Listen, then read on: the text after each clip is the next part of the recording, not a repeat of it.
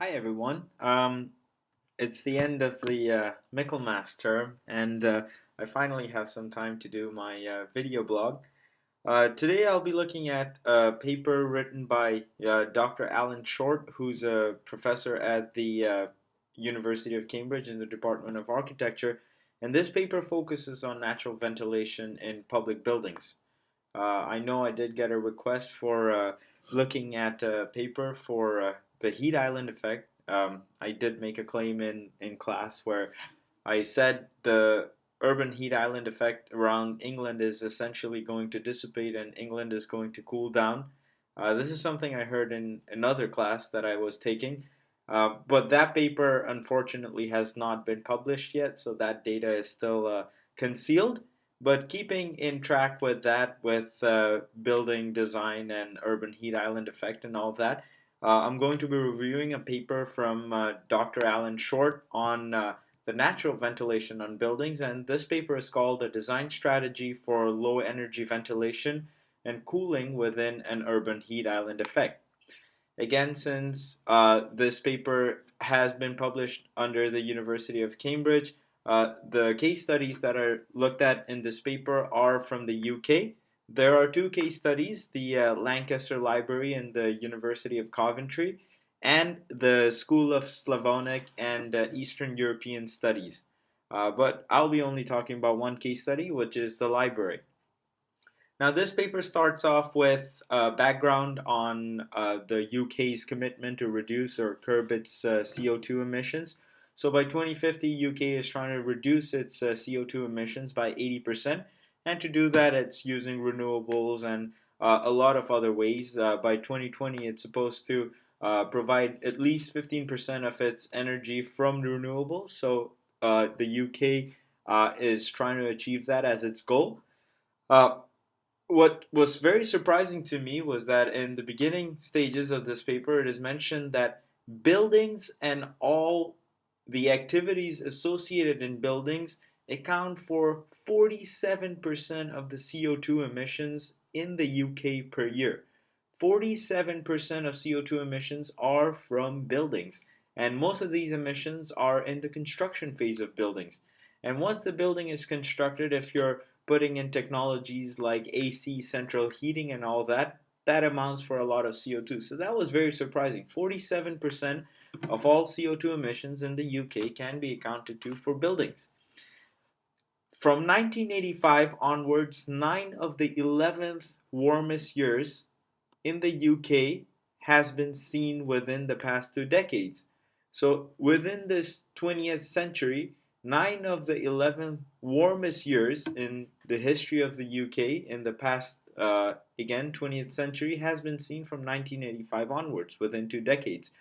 So it's kind of interesting when you think about how the heat island effect is developing in the UK and around central cities like London and Coventry in general. And you can also see that buildings account for a lot of that CO2 generation. So essentially, what this paper talks about is the use of natural ventilation and natural lighting. So instead of relying on um, uh, uh, well lit hallways from electricity or from coal power generation, we're relying on solar lighting. And the way to do this, the way to incorporate solar lighting with natural ventilation is through wind stacks. Wind stacks are basically large chimneys that you can see on top of buildings, and these chimneys, the higher they are, obviously, the better because of the larger pressure differential from the top to the bottom.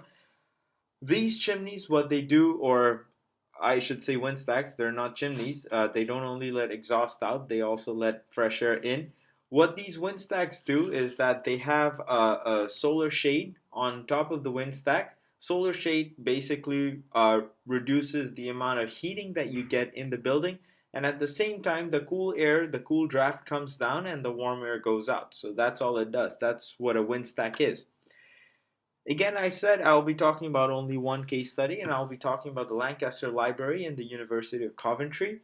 The library contains 4 wind stacks, and it allows you to ventilate several floors of the library. Um, what was seen was that in the library, because of the wind stack and the solar shading, the temperature swing from the outside to the inside was not very high. So, for example, in the highest temperature swing, which was recorded on 11th May, uh, the temperature swung on the outside from 10.5 degrees centigrade to about 26.8 degrees centigrade. But due to natural ventilation, the temperature swing within the library itself was about 2.3 degrees centigrade only. So even though you're getting a 16.8 degree swing outside in the external environment, the inside remains at around 21 degrees centigrade with a 2.3 degrees centigrade swing. Moreover, with the association of natural ventilation and natural lighting, it was seen that out of the whole year, 365 days, there were only 11 hours that exceeded the 27-degree comfortable threshold limit. So when you take into account, if you say, okay, 27 degrees or 26 degrees is my comfort limit, only 11 hours above around the whole year exceeded that 27-degree limit. In the warmest months of the year, so that goes from 23rd April to 10th June, the average temperature within that building was 21 to 24.5 degrees centigrade. Again, this is all done through natural ventilation.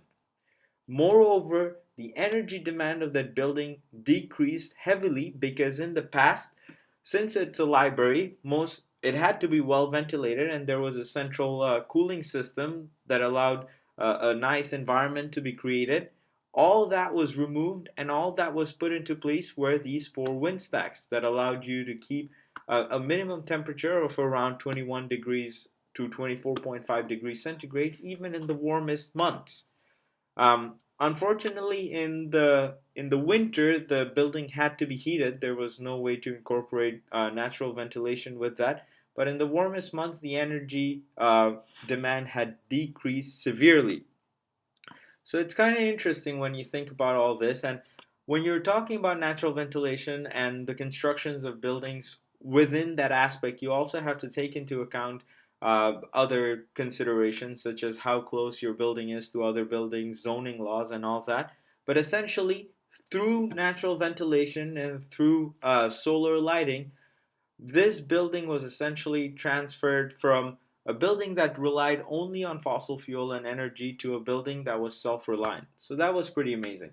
So these are the kind of technologies that we should be looking at for our future buildings and to create urban cities. So with that, I'll see you guys again next week. Have a good break.